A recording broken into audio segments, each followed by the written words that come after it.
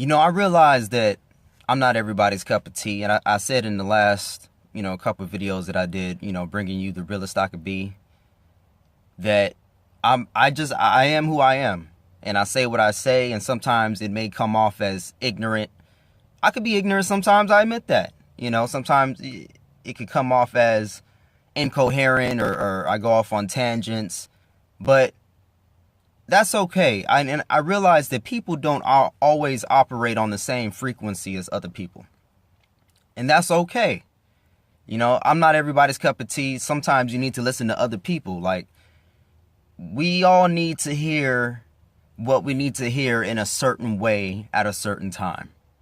And I understand that. And over here, I lost a few subs. I lost a few subs in this roundabout of videos I just did. And I could say it could be anything. It could be algorithms. It could be, I honestly think it's just because of the topics that I discuss. I think the topics that I discuss it plays a major role in how many subs I get and how many subs I maintain.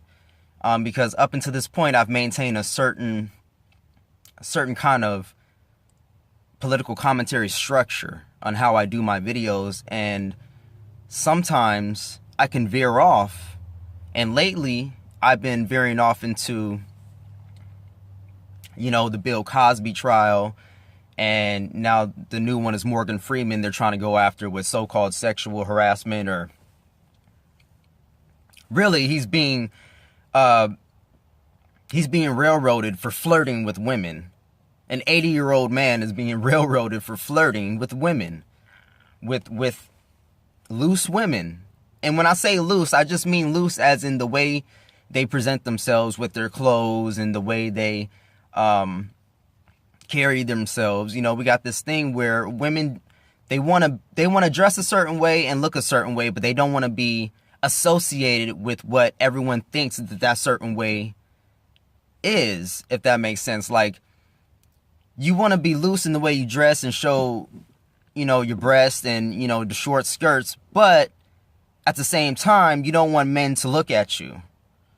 We live in a real funny time right now where when you do that, if a man just looks at a woman a certain way or makes any kind of comment, that could be labeled as sexual harassment and, sexual misconduct. It's insane. And I've been talking about this stuff, and I've been talking about how racism and race plays into all of this as well. And, honestly, that may turn some people off. That may turn some people off because I'm talking about race, But like I always say, we need to be able to have these tough discussions. We have to be able to talk about this, and I have to be able to feel comfortable enough to go to my audience and speak on these things. And my audience has to know that, I'm not saying this out of malice. I'm saying this out of concern for the people of this country and the people of this world. I like to dig deep into why people do the things they do, why they say the things they say, and right now it's real crazy. It's real crazy. And I'm choosing to talk about these more social issues, in contrast to, more, where my channel usually goes is where, more politically motivated. So I think that that's important because socially how we are plays into our politics. So it's all connected, like I say.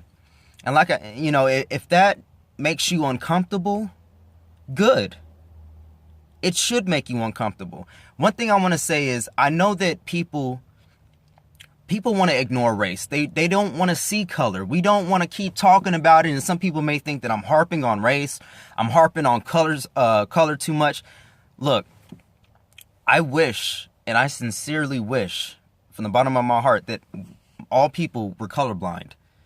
And not that we don't see colors in that way, but we don't see colors in a negative way. Like, I wish that wasn't a thing. But all too often it's way harder for a person of color, of, that's black and brown, It's way harder for us to not see color in the world than it would be for somebody that's not black or brown.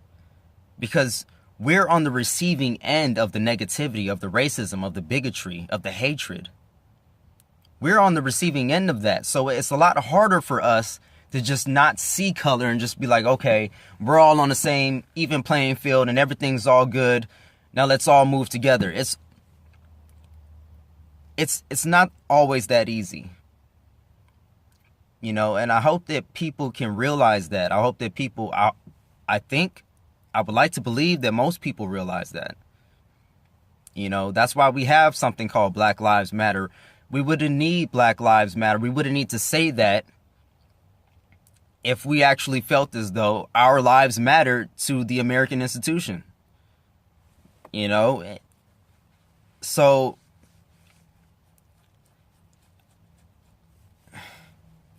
it is what it is. You know?